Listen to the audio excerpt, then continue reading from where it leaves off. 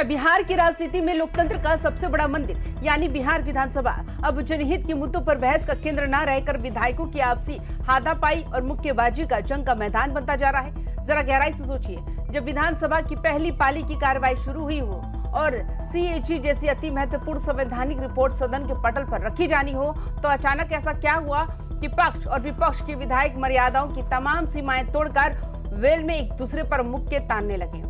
लेकिन गुरुवार को पटना के प्रशासनिक और राजनीतिक गलियारों में जो हुआ, उसका सबसे बड़ा सस्पेंस और इनसाइड एंगल तो अब सामने आया है।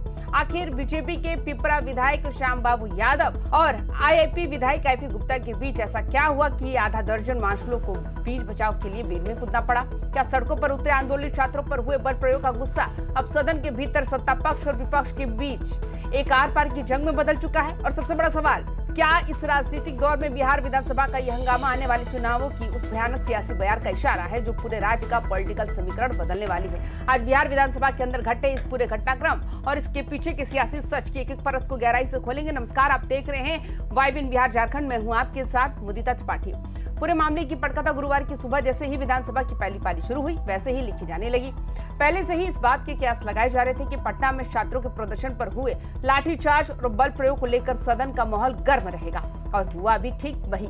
आरजेडी के नेतृत्व में पूरा विपक्ष हाथों में पोस्टर बैनर लेकर अपनी अपनी सीटों पर खड़ा हो गया और सरकार विरोधी नारेबाजी शुरू कर दी। विधानसभा अध्यक्ष डॉक्टर प्रेम कुमार ने माहौल को शांत कराने की कोशिश की और आश्वासन दिया कि शून्यकाल में सभी को अपनी बात रखने का पूरा मौका मिलेगा। विपक्ष के सदस्य अध्यक्ष की बात मानकर बैठ भी गए थे, लेकिन तभी अचानक पिपरा से बीजेपी विधायक श्याम बाबू यादव अपनी सीट पर खड़े हो गए।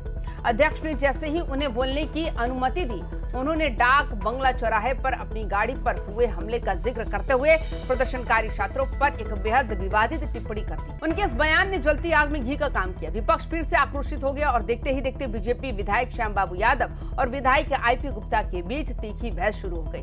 तल्खी इतनी बढ़ गई कि श्याम बाबू यादव आक्रामक अंदाज में वेल की तरफ बढ़े। माहौल बिगड़ता देख आधा दर्जन से ज्यादा मार्शलों ने दौड़कर उन्हें रोका। दोनों पक्षों के विधायक आमने सामने आ गए, एक दूसरे को मुक्के दिखाए गए और मारपीट की नौबत तक आ गई। अब जरा इस पूरे घटनाक्रम के उस हिस्से को देखिए जहां से बयानों का तीर सीधा एक दूसरे के दिल पर जाकर लगा। एक तरफ सत्ता पक्ष का दावा था कि डाक बंगला चौराहे पर प्रदर्शन के नाम पर उपद्रव किया गया और जन प्रतिनिधियों की गाड़ियों को निशाना बनाया गया। सत्ता पक्ष के विधायकों का रुख यह था कि जो लोग सड़कों पर हिंसा और तोड़फोड़ कर रहे हैं उन्हें सामान्य छात्र नहीं माना जा सकता।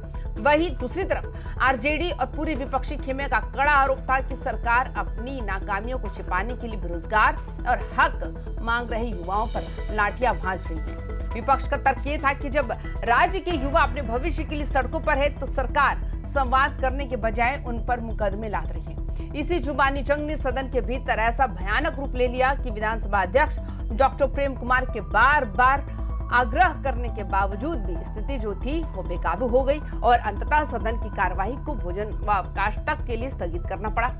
इस हंगामे की वजह से सीएजी की महत्वपूर्ण रिपोर्ट भी पटल पर नहीं रखी जा सकी। चलिए अब इस पूरी घटना के पीछे के उस सबसे बड़े राजनीतिक समीकरण को भी समझते हैं जो बिहार की भावी राजनीति का रुख तय करने वाला है। मॉनसून सत्र के दौरान ये पहला मौका था कि जब सत्ता पक्ष और विपक्ष के बीच इस स्तर की शारीरिक तनातनी और तीखी भड़क देखने को मिली। राजनीतिक विश्लेषकों का मानना है कि ये सिर्फ एक दिन का हंगामा नहीं बल्कि बिहार में युवाओं, रोजगार और परीक्षा धांधली जैसे मुद्दों पर सुलग रही उस अंदरूनी आग का नतीजा है जो अब विधानसभा के भीतर तक पहुंच चुकी है। विपक्ष जानता है कि बिहार में युवा और छात्र वोट बैंक सबसे बड़ा गेम चेंजर है, इसलिए तेजस्वी यादव के नेतृत्व में आरजेडी युवाओं के हर मुद्दे को सड़कों से लेकर सदन तक आक्रामक तरीके से भुनाने में जुटी है। वहीं दूसरी तरफ सत्ता पक्ष यानी एनडीए गठबंधन अपने मंत्रियों और विधायकों पर हो रहे हमलों और घेराबंदी का जवाब कड़ाई से देने के मूड में नजर आ रही है।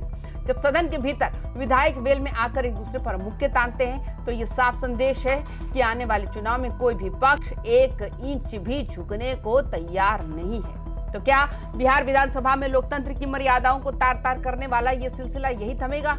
क्या जनप्रतिनिधि जनता और छात्रों के असली मुद्दों पर शांतिपूर्ण चर्चा होगी या फिर सदन इसी तरह राजनीतिक अखाड़ा बना रहेगा? आपकी क्या राय है? आप हमें अपनी राय कमेंट बॉक्स में जरूर साझा करें और तमाम खबरों के लिए देखते रहिए वाइब बिहार झारखंड। नमस्कार।